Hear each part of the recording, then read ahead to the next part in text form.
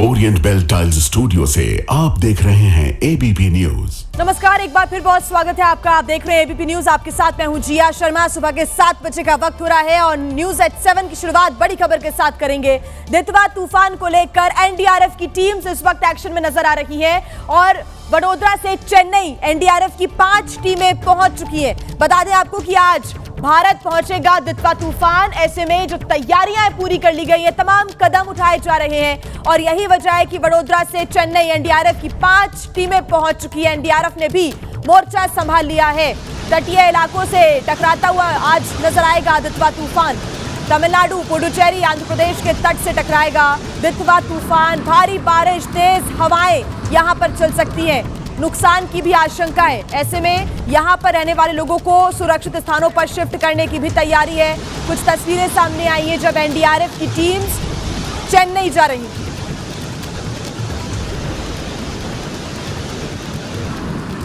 तो श्रीलंका में दितवा तूफान से भारी तबाही हुई है। देखिए अब ये तूफान भारत की तरफ बढ़ रहा है, लेकिन इसके पहले इसने जमकर तबाही श्रीलंका में मचाई है। इमरजेंसी लागू कर दी गई है। दितवा की वजह से श्रीलंका में अब तक 153 लोगों की मौत हो चुकी है। 176 लोग लापता बताए जा रहे हैं। दितवा से 15,000 से अधिक घर तबाह हैं और ऐसी तबाही भारत में ना हो, इसके पहले ही तमाम कदम उठाए जा रहे हैं। पिंकी राजपुरोहित हमारे साथ जुड़ी हुई है। पिंकी, हर मुसीबत से बचने के लिए तमाम इंतजाम किए जा रहे हैं और यही वजह है कि अब जो 5 टीमें हैं एनडीआरएफ की, वो चेन्नई पहुंच चुकी है। न सिर्फ चेन्नई बल्कि पूरे तटीय इलाके की अगर बात करें तमिलनाडु के, तो वहाँ पर तमाम टीमों को जो है तैनात किया गया है। तमिलनाडु अथॉरिटीज का कहना है कि करीब 28 डिजास्टर मैनेजमेंट टीम जो है वो बनाई गई है। इसके अलावा 6000 रिलीफ कैंप जो है तमिलनाडु में बनाए गए हैं। आपको बता दें कि इस वक्त रामनाथपुरम में भी बाढ़ के हालात जो है वो देखे जा रहे हैं, क्योंकि श्रीलंका के बहुत ही नजदीक है, वहाँ भारी बारिश देखी गई है। लेकिन ऐसी स्थिति जो है वो अब तमिलनाडु में कहीं और ना हो, यही कारण है कि जगह जगह पर जो है ये कैंप्स बनाए गए जहाँ पर लोगों को इवैक्यूएट कर जो है यहाँ पर लाया जा रहा है। इसके अलावा आपको बता दें कि चेन्नई एयरपोर्ट अभी तक 54 फ्लाइट जो है वो कैंसिल कर चुकी है। रेलवे ने भी अपना वॉर रूम बनाया है ताकि किसी भी तरह के जो डैमेज होगा उससे बचा जा सके। इसके अलावा अगर हम बात करें रेड अलर्ट की, तो तमिलनाडु के जो तटीय इलाके हैं, साथ ही पुडुचेरी में भी इस वक्त रेड अलर्ट जारी किया गया है। तमिलनाडु में स्पेशली कडलूर, नागपट्टनम, ये जो महिला जुड़ी है, इसके अलावा विल्लुपुरम, चेंगलपेटू, ये तमाम इलाके जो है वहां पर आज रेड अलर्ट जारी किया गया है और मछुआरों को खास तौर पर समंदर में नहीं जाने की हिदायत दी गई है। जी बिल्कुल पिंकी, क्योंकि आपने बताया था कि दोपहर से शाम के बीच का जो समय है वो बेहद क्रिटिकल होता हुआ नजर आएगा और उसी बीच ये लैंडफॉल हो सकता है। इसके अलावा आईएमडी की तरफ से और किन बातों का जिक्र किया गया है, लोगों से क्या अपील की जा रही है और किसी नुकसान को लेकर क्या पहले से कोई आशंका है? क्योंकि आईएमडी की अपील है ये कि लोग तटीय इलाकों तक ना पहुंचे और यहाँ पर मौजूद जो छोटे छोटे घर हैं उनको बहुत ज्यादा नुकसान हो सकता है। पिंकी देखिए, बिल्कुल, जब भी साइक्लोन आते सबसे महत्वपूर्ण चीज यही होती है कि जो तटीय इलाकों में जो छोटे छोटे घर बने होते हैं उनका डैमेज होना जो है वो लाजमी, और यही कारण है कि उन जगहों से लोगों को सबसे पहले इवैक्यूएट किया गया है और तमाम जो कैंप्स बनाए गए हैं वहां पर लोगों को जो है इस वक्त रखा गया है। पूरे तमिलनाडु के तटीय इलाकों में 6000 ऐसे रिलीफ कैंप है जहाँ पर लोगों को निकालकर वहां रखा गया है। इसके अलावा मछुआरों को खासतौर पर, और जो लोग हैं उन्हें जो बीचेस जाते हैं सुबह सुबह, उन्हें भी मना किया गया है कि इस वक्त साइक्लोन के हालात को देखते हुए लोग जो है वो समंदर के भीतर ना जाए और वेव के भीतर तो बिल्कुल भी ना जाए। इस तरह की हिदायत जो है वो अथॉरिटीज ने टाइम ड्यूरेशन कुछ आईएमडी की तरफ से पिंकी बताया गया है कि कितनी तेज हवाएं चल सकती हैं, कितनी देर तक मौसम खराब रह सकता है इन तटीय इलाकों में? इस प्रकार की कोई जानकारी साझा की गई है क्या, कोई पूर्वानुमान? देखिए, आपको बता दें कि इस वक्त जो है साइक्लोन वो धीरे धीरे नॉर्थ वर्ड जो है मूव हो रहा है। अगर हम बात करें, कल तक जो है वो साउथ की तरफ था, सेंट्रल पहुंचते अब वो उत्तरी तमिलनाडु की तरफ जो है वो लगातार बढ़ रहा है और यही कारण है कि साउथ आंध्र प्रदेश, नॉर्थ तमिलनाडु का जो तट है खासतौर पर पुडुचेरी, कडलूर और चेन्नई के बीच में, वहां पर जो है काफी ज्यादा अलर्ट इस वक्त जो है अथॉरिटीज दिखाई दे रही है। साउथ आंध्र प्रदेश पूरी तरह से अलर्ट पर है और जैसे जैसे ये मूव होगा वहां करीब 90 किलोमीटर प्रति घंटे की रफ्तार से हवाएं चलेगी और बारिश जो है वो भी देखी जाएगी। और यही कारण है कि पूरी तरह से तमाम अथॉरिटीज जो है वो इस वक्त पूरी तरह से अलर्ट पर है। जी पिंकी, अगर अभी की हम बात करें ताज़ा अपडेट्स की, तो अभी किस प्रकार का मौसम तटीय इलाकों में बना हुआ है? खासतौर से तमिलनाडु के आपने अलग अलग इलाकों की बात की और ये भी जानकारी है कि यहाँ पर पहले से ही जो बारिश का दौर है वो चल रहा है। ऐसे में लोगों की मुसीबतें बढ़ सकती हैं अगर यहाँ पर तेज़ हवाओं के साथ तेज़ बारिश होती है। तो ताज़ा अपडेट क्या है मौसम का अभी? देखिए, बिल्कुल फिलहाल ताज़ा अपडेट यही है कि डीप डिप्रेशन जो है वो साइक्लोन फॉर्म में बदल चुका है और यही कारण है कि तमाम जो तटीय इलाके, जैसे मैं लगातार बता रही हूँ, कडलूर, पुदुचेरी, चेन्नई, अगर दक्षिणी आंध्र प्रदेश की अगर हम बात करें तो वहाँ पर बारिश जगह जगह पर हो रही है और आज पूरी तरह से रेड अलर्ट पर भी ये तमाम इलाके। और हवाएं जो है वो जैसे साइक्लोन उस तरफ मूव होगा तो हवाएं भी वहाँ पर देखने को मिलेगी, लेकिन गनीमत ये है कि ये साइक्लोनिक स्टॉर्म है। यूजुअली जब भी हम देखते हैं तो डीप डिप्रेशन जो है वो सीवियर साइक्लोनिक स्टॉर्म में भी तब्दील हो जाता है, लेकिन इस बार का जो ये साइक्लोन है, साइक्लोन दितवा, वो साइक्लोन फॉर्मेशन है। तो ऐसे में जो है हवा की गति दूसरे साइक्लोन के मुताबिक थोड़ी कम होगी, लेकिन उसके बावजूद एहतियातन के तौर पर तमाम कदम जो जरूर उठाए गए। तमाम जो कदम है वो उठाए जा रहे हैं। पिंकी, नजर आप बना के रखिएगा, आगे आपसे अपडेट्स हम लेते रहेंगे। तो यहाँ पर एहतियातन तमाम कदम उठाए जा रहे हैं प्रशासन की तरफ से, लगातार जो तैयारियां हैं वो की गई हैं। लोगों से भी अपील यहाँ पर की जा रही है, अगर वो अभी भी तटीय इलाकों में मौजूद हैं तो सुरक्षित स्थानों की तरफ वो मूव करें। हालांकि अभी कई कैंप्स बनाए गए हैं जहां पर लोगों को रखने का कार्य किया जा रहा है। लेकिन अगर हम श्रीलंका की बात करें, क्योंकि दितवा ने सबसे पहले श्रीलंका में आकर भयंकर तबाही मचाई है और इमरजेंसी जैसे हालात यहां पर बन गए, आपातकाल की घोषणा हो गई। अब तक 153 लोगों की मौत हो चुकी है, 176 लोग लापता हैं और बता दें 15,000 से ज्यादा घर दितवा तूफान की वजह से तबाह हो गए हैं। 78,000 लोगों को राहत शिविरों में भेजा गया है। राहत और बचाव कार्यों में श्रीलंकाई सेना लगातार जुटी हुई है। सेना इस वक्त लगातार लोगों की मदद कर रही है। आपातकाल की घोषणा कर दी गई है। दुनिया भर से यहां पर अभी मदद की गुहार लगाई जा रही है। इस बीच भारत ने भी मदद का हाथ बढ़ाया है। 2 चेतक हेलीकॉप्टर्स इस वक्त श्रीलंका में मौजूद हैं और वो रेस्क्यू ऑपरेशन लगातार कर रही हैं और यहां पर राहत सामग्री भी भारत की तरफ से श्रीलंका में भेजी जा रही है। और आपको बता देते हैं कि कैसे श्रीलंका से ये जो दितवा तूफान है वो अब भारत में एंट्री करने वाला है। ये आप देख रहे हैं मैप, श्रीलंका से अब ये जो तूफान है वो मूव कर रहा है। इसका जो लैंडफॉल है वो जल्दी चेन्नई की तरफ होगा और तटीय इलाके जो हैं तमिलनाडु के, आंध्र प्रदेश के और साथ ही साथ जो पुडुचेरी के तटीय इलाके हैं, यहाँ पर इसका लैंडफॉल दोपहर तक हो सकता है। ये क्रिटिकल समय होने वाला है। यहाँ पर तबाही मचाने के बाद श्रीलंका में अब ये तूफान आगे बढ़ता हुआ नजर आ रहा है। तेज हवाओं के साथ बारिश होगी। हालांकि यहाँ पर काफी नुकसान भी हो सकता है, लेकिन काफी हद तक प्रशासन ने अपनी जो तैयारियां हैं वो चाक चौबंद कर ली है, पुख्ता कर ली है। लेकिन तब भी लोगों से ये लगातार अपील की जा रही है कि वो आसपास के इलाकों पर ध्यान रखें और हो सके तो सुरक्षित स्थानों की तरफ वो मूव कर जाए। इस बीच एक बड़ी खबर राजस्थान से मिल रही है। राजस्थान की भजनलाल सरकार ने लिया है बड़ा फैसला। 6 दिसंबर को शौर्य दिवस के रूप में मनाने के निर्देश दिए गए हैं। शिक्षा मंत्री मदन दिलावर ने सभी स्कूलों को यह निर्देश जारी कर दिया है। उसके लिए सर्कुलर भी जारी किया गया। सरकारी और निजी स्कूलों में भगवान राम के विषय पर प्रतियोगिताएं भी होंगी।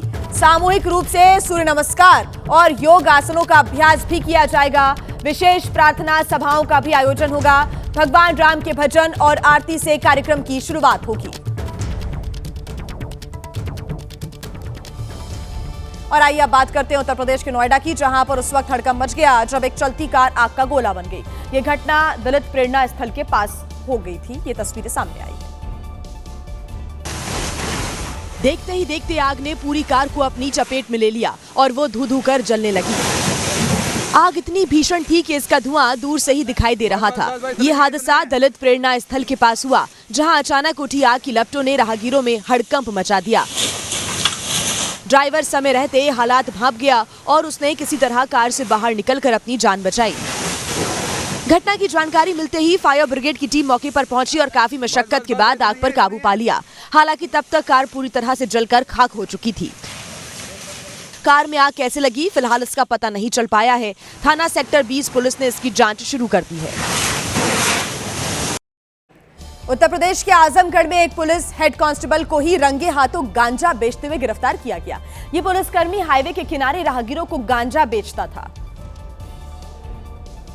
आजमगढ़ जिले में नशे के कारोबार के खिलाफ विशेष अभियान चलाया जा रहा है। इसी अभियान के तहत पुलिस को मुखबिर ने सूचना दी कि हाईवे मोड़ पर पकड़ी खुर्द रोड के पास एक व्यक्ति गांजा बेच रहा है। पुलिस ने तुरंत कार्रवाई करते हुए उसे दबोच लिया और जब इस व्यक्ति से पूछताछ की गई तो पता चला कि ये वाराणसी का रहने वाला है और पुलिस विभाग में डाक पैरोकार के रूप में मुख्य आरक्षी यानी कि हेड कांस्टेबल के पद पर तैनात है। जब तलाशी ली गई तो उसके पास से 38 ग्राम अवैध गांजा बरामद हुआ। पुलिस ने एनडीपीएस एक्ट में एफआईआर दर्ज कर हेड कांस्टेबल को जेल भेज दिया है।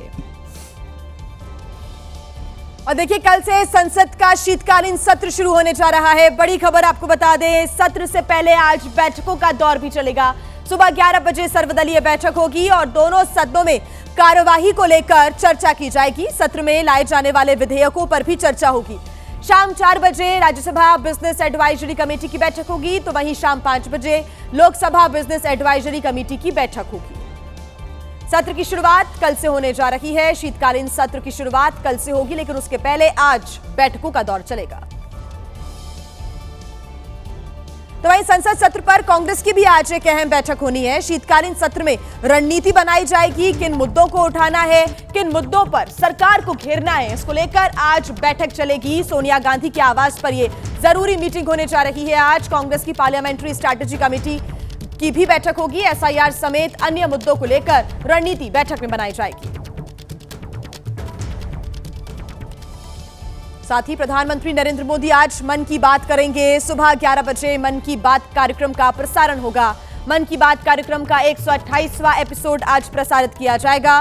बिहार में जीत के बाद पहली बार प्रधानमंत्री नरेंद्र मोदी की मन की बात कार्यक्रम का प्रसारण आज होने जा रहा है। बिहार बीजेपी दफ्तरों में नेता पीएम की मन की बात कार्यक्रम सुनेंगे।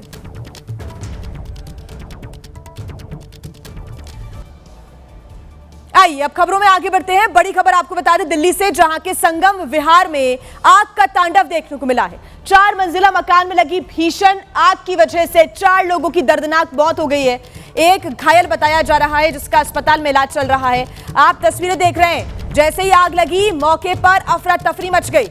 फायर ब्रिगेड ने आग पर काबू पा लिया है। आग लगने के कारणों की फिलहाल जांच की जा रही है कि आखिर इतनी भीषण आग कैसे लगी है, क्योंकि इस दर्दनाक हादसे में अब तक 4 लोगों की मौत की जानकारी। आग लगने की शुरुआत मकान के ग्राउंड फ्लोर पर मौजूद जूते की दुकान से हुई। कुछ ही देर में आग की लपटें 4थी मंजिल तक फैल गईं और देखते ही देखते पूरे मकान को अपनी चपेट में ले लिया, जिसके बाद मौके पर अफरा तफरी मच गई। लोग चिल्लाने लगे और जान बचाने के लिए इधर उधर भागने लगे। इस घटना में 4 लोगों की दर्दनाक मौत हो गई, जबकि एक घायल हो गया, जिसे अस्पताल में भर्ती कराया गया है। आग लगने की जानकारी शाम 6:24 पर पुलिस और फायर ब्रिगेड को दी गई। काफी मशक्कत के बाद 4 मंजिला मकान में लगी आग पर काबू पाया गया। आग लगने के कारणों की जांच की जा रही है। दिल्ली पुलिस की क्राइम और फॉरेंसिक टीम जांच में जुट गई है।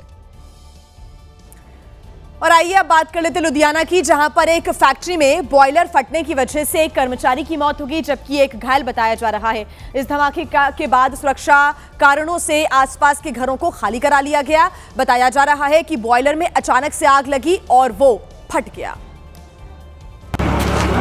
धमाका इतना जोरदार था कि कर्मचारी घबराकर बाहर की ओर भागे। आसपास के लोग दहशत में आ गए। लोगों ने तुरंत फायर ब्रिगेड को घटना की सूचना दी। ਅਜੀਤ ਸਾਈਕਲ ਪਾਰਟਸ ਇੰਡਸਟਰੀ ਹੈ। ਸਾਈਕਲ ਪਾਰਟਸ ਦੇ ਜਿਹੜਾ ਮੜਗਾੜ ਹੁੰਦਾ ਉਹਨੂੰ ਰੰਗ ਵਗੈਰਾ ਕਰਦੇ ਆ ਤੇ ਛੋਟਾ ਬੱਚਿਆਂ ਦਾ ਸਾਈਕਲ ਤਿਆਰ ਕਰਦੇ ਆ ਜੀ। ਕਰੀਬ 6:45 ਵਜੇ ਇੱਥੇ ਅੱਗ ਲੱਗਣ ਦੀ ਘਟਨਾ ਵਾਪਰੀ ਆ ਤੇ 2 ਫਾਇਰ ਬ੍ਰਿਗੇਡ ਦੀਆਂ ਗੱਡੀਆਂ ਤੇ ਮੌਕੇ ਤੇ ਪਹੁੰਚੀਆਂ ਨੇ। बॉयलर फटने से कर्मचारी की मौके पर ही मौत हो गई, जबकि दूसरे गंभीर रूप से घायल कर्मचारी का अस्पताल में इलाज किया जा रहा है। आग लगने के कारणों की जांच की जा रही है। उत्तर प्रदेश की राजधानी लखनऊ की बात कर लेते हैं, जहां से हैरतअंगेज घटना सामने आई है। यहां पर मामूली से झगड़े के बाद एक कार ड्राइवर ने 3 लोगों को रौंद डाला। इस तस्वीर को बड़े ध्यान से देखिए। ऐसा लगता है यहाँ सब कुछ नॉर्मल है। एक कार आराम से खड़ी है, कोई हलचल नहीं। अचानक कार ड्राइवर कार को दौड़ाने लगता है और लोगों और पास में खड़े एक ऑटो को टक्कर मार देता है। जैसे ही कार ड्राइवर इस घटना को अंजाम देता है, आसपास खड़े लोग कार के पीछे दौड़ते हैं और कार पर जमकर पत्थर मारते हैं। पत्थर मारने का कोई असर इस पर नहीं होता। थोड़ी देर के लिए कार रुक जाती है, लेकिन दोबारा कार ड्राइवर कार दौड़ाता है और टक्कर मारता है। लोग फिर पत्थर बरसाते हैं। ये फिर अपनी कार को मोड़ता है और फरार हो जाता है। बताया जा रहा है कि ऑटो ड्राइवर से झगड़े के बाद कार के ड्राइवर ने इस घटना को अंजाम दिया है। इस घटना में 3 लोग घायल हुए हैं। लखनऊ के बंथरा कस्बा क्षेत्र का ये मामला बताया जा रहा है।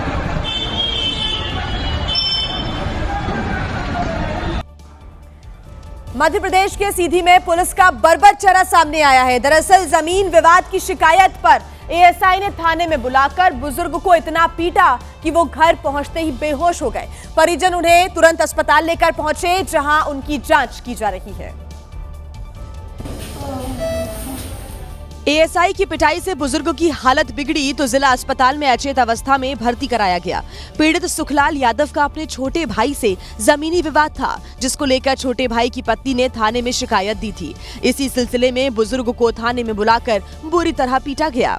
पाइप खूब मारी। जब 10-20 दिन रहेगा तब खड़ा कान हाजूर हो गया। अब बहुत हो गया, तब फिर सांस। मामले की जानकारी मिलने पर कोतवाली के टीआई भी अस्पताल में पीड़ित का हाल जानने पहुंचे। पुलिस को बुजुर्ग के ठीक होने का इंतजार है, लेकिन इस घटना ने पुलिस का वो बर्बर चेहरा फिर सामने ला दिया जिसके लिए वो बदनाम है। और अब बात करते हैं झांसी की, जहां के कोतवाली इलाके में लगी आग पर काबू पा लिया गया है। आग यहां पर प्लास्टिक के एक गोदाम में लगी थी और इतनी भयानक थी कि चंद मिनटों के अंदर लाखों का सामान राख में तब्दील हो गया। गनीमत रही कि घटना में कोई हताहत नहीं हुआ। आसमान तक उठती आग के शोले बता रहे हैं कि आग कितनी भयानक है और उसने फैक्ट्री में सब कुछ खाक कर दिया। ये तस्वीरें झांसी के एक प्लास्टिक गोदाम में लगी आग की है, जिसने चंद मिनटों में विकराल रूप ले लिया। लोगों को इतना मौका भी नहीं मिला कि वो फैक्ट्री की बाहरी दीवार से सटे सामान को सुरक्षित जगहों पर पहुंचा सके। सुनो भैया बल्ली लो, बल्ली लो। हाँ, बल्ली लो। दीवार से हट के भैया देख रहे हैं, दीवार यहाँ गिरे इस तरफ। आग इतनी भयानक थी कि फायर ब्रिगेड के कर्मचारियों को भी समझ में नहीं आ रहा था कि किस तरह पानी फेंके, किस तरफ छोड़ दे, क्योंकि एक तरफ आग थोड़ी कम होती तो दूसरी तरफ फिर भड़क उठती। इधर से मारो, इधर से। ये तार पे मारो, नीचे से मार दो, किनारे सामने रख के। लाइट बंद करवाएं क्या? ना कोई दवाई लो। हाँ, अरे लाइट है ही कहाँ? तेरे पास लाइट है, क्यों पड़ेगा? आग झांसी के कोतवाली इलाके में नारायण बाग में लगी थी। नंद पैलेस के पास बने प्लास्टिक गोदाम में देर रात अचानक आग भड़क गई। सूचना मिलते ही फायर ब्रिगेड की 3 गाड़ियां मौके पर पहुंची, जिन्होंने कड़ी मशक्कत के बाद आग पर काबू पा लिया। आग इतनी भयावह थी कि देखते देखते लाखों का सामान राख में बदल गया। नेशनल हेराल्ड केस से जुड़ी हुई एक बड़ी खबर मिल रही है। सोनिया गांधी, राहुल गांधी पर नई एफआईआर दर्ज हुई है। सोनिया और राहुल समेत 6 और आरोपी बनाए गए हैं। दिल्ली पुलिस की ईओडब्ल्यू ने दर्ज कराई है एफआईआर। 3 अक्टूबर को यह मामला दर्ज किया गया था और अब इसको लेकर एफआईआर दर्ज हो गई है। राहुल गांधी, सोनिया गांधी समेत 6 और आरोपी बनाए गए हैं और सोनिया राहुल गांधी के खिलाफ ये नई जो एफआईआर है वो दर्ज की गई है। ये जो मामला है वो 3 अक्टूबर को दर्ज हुआ था और अब सोनिया गांधी, राहुल गांधी पर यह नई एफआईआर दर्ज हो गई है। सोनिया राहुल समेत 6 और आरोपी बनाए गए हैं। तो नेशनल हेराल्ड केस से जुड़ी हुई ये बड़ी खबर, खास तौर से देखिए उस समय जब कल नेशनल हेराल्ड केस को लेकर सुनवाई हुई है, इसके बाद सुनवाई के बाद जब 3 अक्टूबर को मामला दर्ज किया गया था और ये कहीं ना कहीं सोनिया राहुल गांधी की मुश्किलें बढ़ा देने वाली खबर है। सुशील पांडे हमारे साथ जुड़े हुए हैं ज्यादा जानकारी के साथ। सुशील, सुनवाई हुई 3 अक्टूबर को, जो मामला दर्ज किया गया था, ईओडब्ल्यू ने ये जो नई एफआईआर है वो दर्ज करा ली है। मुश्किलें बढ़ना एक बार फिर से तय माना जा रहा है। सुशील, बिल्कुल, देखिए सीधे तौर पर नेशनल केस में जो ईडी इस पूरे मामले की जांच कर रही है, उसकी इन्वेस्टिगेशन यूनिट ने ईओडब्ल्यू को ये शिकायत दी है और इस शिकायत के पर जो ईओडब्ल्यू है उसने एफआईआर दर्ज की है। 3 अक्टूबर को एफआईआर दर्ज की गई है, जिसमें सोनिया गांधी का नाम शामिल है, राहुल गांधी का नाम शामिल है, सैम पित्रोदा का नाम शामिल है। दरअसल ये पूरा जो मामला है वो एसोसिएट जर्नल लिमिटेड को धोखे से खरीदने की जो क्रिमिनल साजिश है उससे जुड़ा हुआ है और एसोसिएट जर्नल लिमिटेड उस समय जो कांग्रेस की कंपनी होती थी उसके पास 2000 करोड़ रुपए की प्रॉपर्टी थी और ये खरीदारी यंग इंडिया के जरिए की गई थी, जिसमें गांधी परिवार को 76% हिस्सेदारी थी। तो इन पहलुओं की जांच के लिए और क्रिमिनल ब्रीच ऑफ ट्रस्ट को लेकर ये पूरी जो शिकायत है वो की गई है। अब इस पूरे मामले में एफआईआर दर्ज कर दिया गया है, जिसमें सोनिया गांधी का नाम शामिल है, राहुल गांधी का नाम शामिल किया गया है, सैम पित्रोदा का नाम शामिल किया गया है, इन तमाम लोगों का नाम शामिल किया गया है। ईओडब्ल्यू अब इस पूरे मामले में जांच करेगी। हालांकि इस पूरे मामले में ईडी की तरफ से चार्जशीट भी दाखिल की गई है, जिसमें अदालत के द्वारा संज्ञान लेना है और इन तमाम लोगों को बतौर आरोपी समन इशू करना है। इस पर 16 दिसंबर को जो कोर्ट है वो अपना फैसला सुनाएगी। कोई प्रतिक्रिया अभी तक सुशील सामने आई है क्या सोनिया गांधी, राहुल गांधी या फिर कांग्रेस की तरफ से? फिलहाल कांग्रेस परिवार की तरफ से ईओडब्ल्यू के द्वारा जो FIR दर्ज की गई है उस पर प्रतिक्रिया तो बाहर नहीं आई है, लेकिन इससे पहले जब नेशनल हेराल्ड के मामले में सुनवाई चल रही थी तो गांधी परिवार की तरफ से ये प्रतिक्रिया जरूर आई थी कि ये पूरा का जो पूरा मामला है वो एक राजनीतिक वजह से कहीं ना कहीं चलाया जा रहा है, क्योंकि सुब्रमण्यम स्वामी की तरफ से 2014 पूरा जो केस है वो पटियाला हाउस को सौंपा था और उसके बाद इस पूरे मामले में कार्रवाई आगे बढ़ी। हालांकि गांधी परिवार की तरफ से सीधे तौर पर कहना है कि राजनीतिक वजह से ये पूरा जो मामला है वो चलाया जा रहा है, इसमें किसी भी प्रकार से उनका कोई भी इनकी संलिप्तता नहीं है। लेकिन ईडी ने इस मामले में इन्वेस्टिगेशन की है और ईडी ने पर्याप्त सबूत और तथ्य कोर्ट के समक्ष रखे हैं, जिसमें उनको बतौर आरोपी बताया गया है और ये कहा गया है कि यंग इंडिया और ठीक सुशील, आगे जो भी डेवलपमेंट होगा इस खबर पर आगे आपसे अपडेट्स हम लेते रहेंगे। फिलहाल शुक्रिया तमाम जानकारी के लिए। क्या कुछ प्रतिक्रियाएं आगे आती हैं इसको लेकर गांधी परिवार की और जो दूसरे आरोपी बनाए गए हैं या फिर राजनीतिक क्या प्रतिक्रियाएं सामने आती है? और तूफान दितवा को लेकर एक बड़ी खबर आपको बता दें, तमिलनाडु में येलो अलर्ट जारी किया गया है। अगले 3 घंटे के लिए ये जो येलो अलर्ट है वो जारी किया गया है। पुडुचेरी और आंध्र प्रदेश में भी येलो अलर्ट जारी किया गया है। यहाँ पर कुछ ही देर में दितवा तूफान टकरा सकता है। बहुत क्रिटिकल समय इस वक्त बताया जा रहा है, तेज हवाओं के साथ, क्योंकि लगातार बारिश का दौर भी चल रहा है। और जैसे ही दितवा साइक्लोन टकराएगा इन तटीय इलाकों से, यहाँ पर तेज हवाओं के साथ तेज बारिश होने की संभावना है। ऐसे में बड़े नुकसान की भी आशंका व्यक्त की जा रही है, लेकिन उसके पहले ही प्रशासन ने तैयारियां कर ली है पूरी।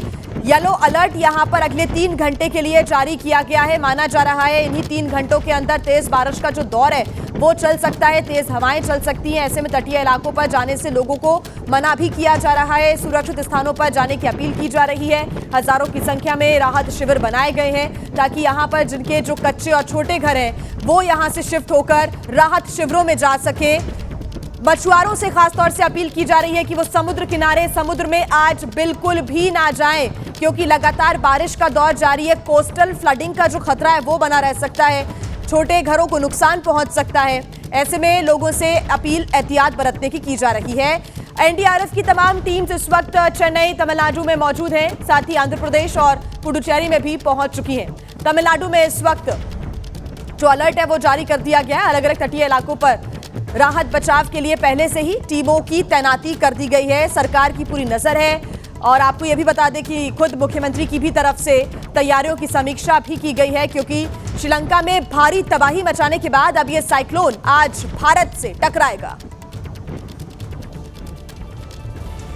और आइए अब खबरों में आगे बढ़ते हैं, बात कर लेते हैं दिल्ली की, जहां पर एमसीडी की 12 सीटों पर उपचुनाव के तहत वोटिंग शुरू हो चुकी है। करीब 7 लाख मतदाता अपने वोट को डालेंगे और इन 12 वार्डों में से 11 में उपचुनाव आज हो रहा है, जिसके लिए वोटिंग की जो प्रक्रिया है शुरू हो चुकी है। वोट डालने के लिए लोग पहुंच रहे हैं सुबह से।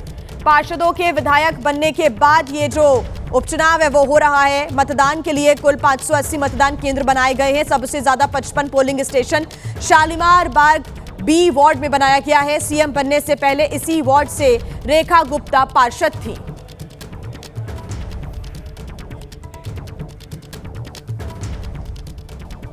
और आइए खबरों में अब आगे बढ़ते हैं। पाकिस्तान में जेल में बंद इमरान खान को लेकर चल रहे बवाल के बीच उनके घर के पास एक बार फिर से आग लगने के बाद उनकी पार्टी की चिंताएं बढ़ गई हैं। इमरान की पार्टी पीटीआई के नेताओं का ऐसा कहना है, दावा है कि हाल ही के महीने में आग लगने की ये 4थी घटना हुई है। हमने बुझा दिए। पाकिस्तान तहरीक इंसाफ के फाउंडिंग चेयरमैन इमरान खान के बानीगाला घर के पास झाड़ियों में शनिवार को एक बार फिर से आग लग गई। पीटीआई नेताओं के मुताबिक हाल ही के महीनों में प्रॉपर्टी के पास आग लगने की ये 4थी घटना है। उन्होंने कहा कि बढ़ते खतरे के बावजूद इस्लामाबाद के डिस्ट्रिक्ट एडमिनिस्ट्रेशन को बार बार अलर्ट करने पर कोई जवाब नहीं मिला। ये दोबारा फिर लग गई, हम तो साथ बुझाते, ये दोबारा लग गई। बिल्कुल आपको नजर भी आएगा, बहुत ही ज्यादा है। आरोपों पर कैपिटल डेवलपमेंट अथॉरिटी ने कहा कि प्रभावित इलाका मिनिस्ट्री ऑफ क्लाइमेट चेंज के तहत आता है। फिर भी सीडीए की टीमें मौके पर पहुंची और आग पर काबू पाने का काम किया। सीडीए के दावों के उलट मौके पर आग कम होने के कोई निशान नहीं मिले। ये वाला बहुत ही ज्यादा कंट्रोल से बाहर हो गया, हमें जंगल में घेरा किया हुआ है आग ने। ठीक है, पीटीआई ने इस घटना को नजरअंदाज करने के एक बड़े पैटर्न से जोड़ा और कहा कि घर के आसपास खतरा बढ़ने के बावजूद अधिकारी कॉल को नजरअंदाज कर रहे हैं। ये मजीद आग बढ़ गई, उससे बढ़ती जा रही है और कम नहीं होती जा रही। ठीक है, ये 8वीं जगह पे आग लग गई। आपको बता दें कि पाकिस्तान के पूर्व पीएम इमरान खान और उनकी पत्नी बुशरा बीबी अदियाला जेल में सजा काट रहे हैं। वोटर लिस्ट रिवीजन के काम में लगे बीएलओ की मौतों का सिलसिला थमने का नाम नहीं ले रहा है। उत्तर प्रदेश के बिजनौर में एक महिला बीएलओ की हार्ट अटैक की वजह से मौत हो गई। धामपुर थाना के बाड़वान इलाके में 56 साल की महिला बीएलओ शोभा रानी को हार्ट अटैक आया, जिसके बाद उन्हें अस्पताल ले जाया गया, जहां उन्होंने दम तोड़ दिया। महिला बीएलओ की मौत से स्टाफ सदमे में है। वहीं परिजनों का रो रो कर बुरा हाल है। हालांकि अभी तक परिवार वालों ने किसी तरह का आरोप नहीं लगाया है। वहीं पश्चिम बंगाल के पूर्व बर्धमान जिले में एक 50 साल की महिला ने कथित तौर पर एसआईआर के डर से आत्महत्या कर ली। उसने खुद को आग लगाकर अपनी जान दे दी। मृतक महिला के परिवार का दावा है कि एसआईआर के कारण वह बहुत चिंतित थी। हालांकि 2002 की वोटर लिस्ट में महिला का नाम था। फिलहाल पुलिस मामले की जांच में जुट गई है। वहीं देखिए, राजस्थान में जब दूसरी शादी रुकवाने पुलिस अलवर के एक होटल पहुंची तो दूल्हा बना कांस्टेबल अपनी होने वाली दुल्हन के साथ बाथरूम में जा घुसा। पुलिस कर्मियों ने किसी तरह समझा बुझाकर जब उन्हें बाहर निकाला तो दूल्हे का कहना था कि वो शादी नहीं कर रहा था। कोई वो नहीं कहेगा बाहर आ जाओ बाहर, आ जाओ सारे काम होंगे, आ जाओ थोड़ा बैठो। जानकारी के मुताबिक कांस्टेबल के पद पर तैनात जय किशन अपनी पहली पत्नी और 2 बच्चों के होते हुए दूसरी शादी कर रहा था, जिसकी समय रहते पहली पत्नी ने पुलिस को जानकारी दे दी। पुलिस ने किसी तरह बाथरूम में छिपे दूल्हा दुल्हन को बाहर निकाला। आ जाओ बाहर, आ जाओ बाहर बैठो, यहाँ बैठ जाओ, आ जाओ। गेट क्यों कर रहा है? जय किशन नाम के कांस्टेबल से जब दूसरी शादी को लेकर सवाल पूछा गया तो उनका कहना है कि पत्नी से तलाक का केस कोर्ट में लंबित है और सब लोग शादी के लिए नहीं बातचीत के लिए इकट्ठा हुए थे। मैं शादी नहीं कर रहा, मैं दूसरी शादी नहीं कर रहा, सिर्फ बातचीत करने के लिए हम इकट्ठे। अच्छा, आज बातचीत करने के लिए इकट्ठे हुए थे आप लोग, लेकिन गेट पर बाहर माला वालाएं भी पड़ी हैं जो शादी की। अच्छा। पत्नी ने आरोप लगाया कि जय किशन ने उसे करीब 8 साल से छोड़ रखा है, जबकि कोर्ट ने उसे पाबंद भी कर रखा है। इसके बावजूद वो चोरी छिपे दूसरी शादी करने के लिए पहुंच गया था। और एक बड़ी खबर दिल्ली से आपको बता दें, जहां पर रफ्तार का कहर एक बार फिर से दिखा है। बीएमडब्ल्यू कार ने 3 लोगों को टक्कर मारी है। वसंत कुंज के एम्बियंस मॉल के सामने ये घटना घटी है। बीएमडब्ल्यू के ड्राइवर को हिरासत में ले लिया गया है। हिमाचल प्रदेश के रजिस्ट्रेशन वाली ये बीएमडब्ल्यू कार बताई जा रही है, जिसने 3 लोगों को टक्कर मार दी। तेज रफ्तार इसकी वजह बताई जा रही है कि बीएमडब्ल्यू तेज रफ्तार के साथ जा रही थी। वसंत कुंज के एम्बियंस मॉल के सामने 3 लोगों को रौंद दिया। बीएमडब्ल्यू के ड्राइवर को पुलिस ने हिरासत में ले लिया है। ये जो बीएमडब्ल्यू कार है वो हिमाचल प्रदेश के रजिस्ट्रेशन वाली बताई जा रही है। पुलिस पूरे मामले की जांच कर रही है। कार ड्राइवर को भी हिरासत में ले लिया गया है। सुशील पांडे हमारे साथ जुड़े हुए हैं ज्यादा जानकारी के साथ। सुशील, दिल्ली में एक बार फिर से रफ्तार का कहर और एक बड़ी गाड़ी ने यानी कि बीएमडब्ल्यू कार ने 3 लोगों को रौंद दिया। पुलिस का क्या कहना है इस मामले को लेकर? अभी देखिए, पुलिस फिलहाल इस पूरे मामले में जांच कर रही है। देर रात का ये पूरा मामला है, जहां बसंत कुंज में एम्बियंस मॉल के सामने ये पूरा एक्सीडेंट जो है वो हुआ है। तेज रफ्तार बीएमडब्ल्यू कार आ रही थी और ये बताया जा रहा है कि हिमाचल प्रदेश से ये रजिस्ट्रेशन वाली कार है। फिलहाल उसने 3 लोगों को टक्कर मारी है, जो इस मामले में इस पूरी एक्सीडेंट से वो घायल हुए हैं। फिलहाल पुलिस ने जो ड्राइवर है उसको हिरासत में ले लिया है। पूछताछ की जा रही है, जांच ये भी की जा रही है कि तेज रफ्तार में चलाने वाला जो ड्राइवर है क्या उसने शराब पी रखी थी या किन कारणों की वजह से वो गाड़ी तेज चला रहा था। बहरहाल इस पूरे मामले में पूछताछ की जा रही है, लेकिन निश्चित रूप से राजधानी दिल्ली में एक बार फिर से तेज रफ्तार की जो कहर है वो देखने को मिली है, जिसमें 3 लोग गंभीर रूप से घायल हो गए हैं। बिल्कुल, लग्जरी कार के द्वारा एक बार फिर से रफ्तार का कहर देखने को मिला। 3 लोग गंभीर रूप से घायल हो गए। बहुत शुक्रिया आपका तमाम जानकारी के लिए। और आइए अब खबरों में आगे बढ़ते हैं, बात करते हैं मुंबई की। यहां से एक डरावनी तस्वीर आई है सामने, जहां के अंधेरी ईस्ट में एक बेकाबू पिकअप ने पेट्रोल पंप कर्मी को टक्कर मार दी। हादसे में पेट्रोल पंप के कर्मचारी को गंभीर चोटें आई है। पेट्रोल पंप कर्मी जब तक कुछ समझता, पिकअप ने उसको ठोकर मारा। पिकअप ड्राइवर पेट्रोल भरवाने के लिए पंप पर ऐसे घुसा मानो वो किसी सरपट दौड़ते हाईवे पर गाड़ी चला रहा। पेट्रोल पंप कर्मी को अंदेशा नहीं था कि अगले ही पल उसके साथ ऐसा कांड होने वाला है। जैसे ही पिकअप ड्राइवर ने टक्कर मारी, पेट्रोल पंप कर्मी उछलकर मशीन से जा टकराया। ध्यान दीजिए, जहां हादसा हुआ वहीं बगल में 3 से 4 और लोग खड़े थे, यानी हादसा और भी ज्यादा भयानक और डरावना हो सकता था। और अब बात कर लेते हैं जम्मू कश्मीर की, जहां के बारामूला में दर्दनाक सड़क हादसा हुआ, जिसमें एक बाइक सवार की मौत हो गई जबकि दूसरा गंभीर रूप से घायल हो गया। एक झटके में बाइक बिखर गई। बाइकर फिसला और उसका चेहरा दूसरी बाइक और बाइकर से टकरा गया। हैरान करने वाली बात तो बाइक के फिसलने की है कि आखिर बाइक फिसली क्यों, जिससे ये एक्सीडेंट हुआ।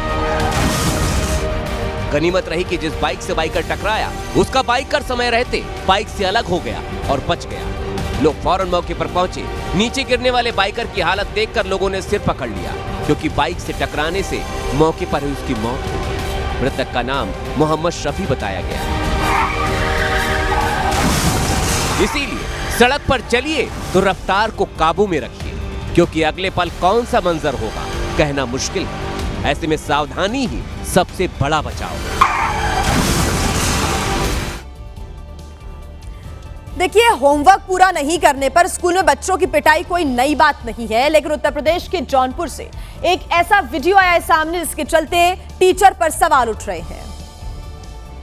क्यों नहीं आ रहा है तुम लोग? हाँ? क्यों नहीं आ रहा है? डेली में तोड़ूं? डेली तोड़ूं? डेली में तोड़ूं? बोलो। सामने मोबाइल में रिकॉर्डिंग चल रही थी और मैडम बच्चों के गाल पर थप्पड़ बरसा रही थी।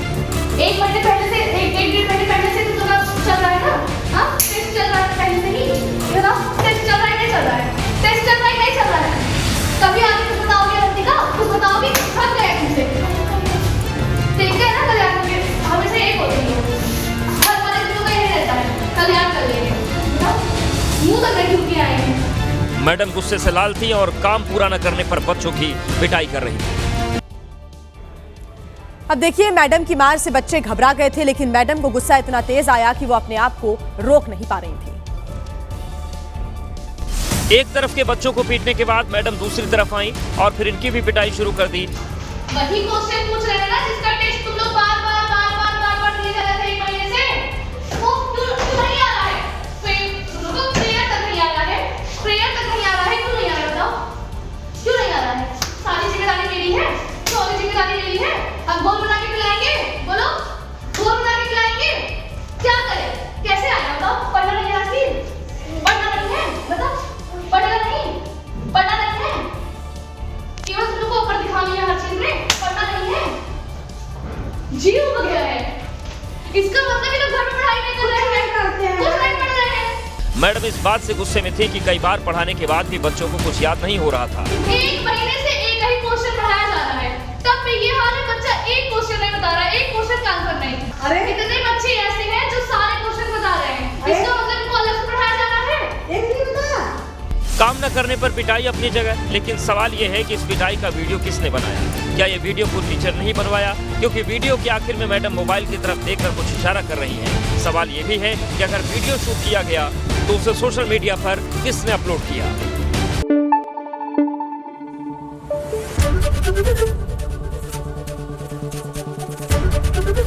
एबीपी न्यूज आपको रखे आगे।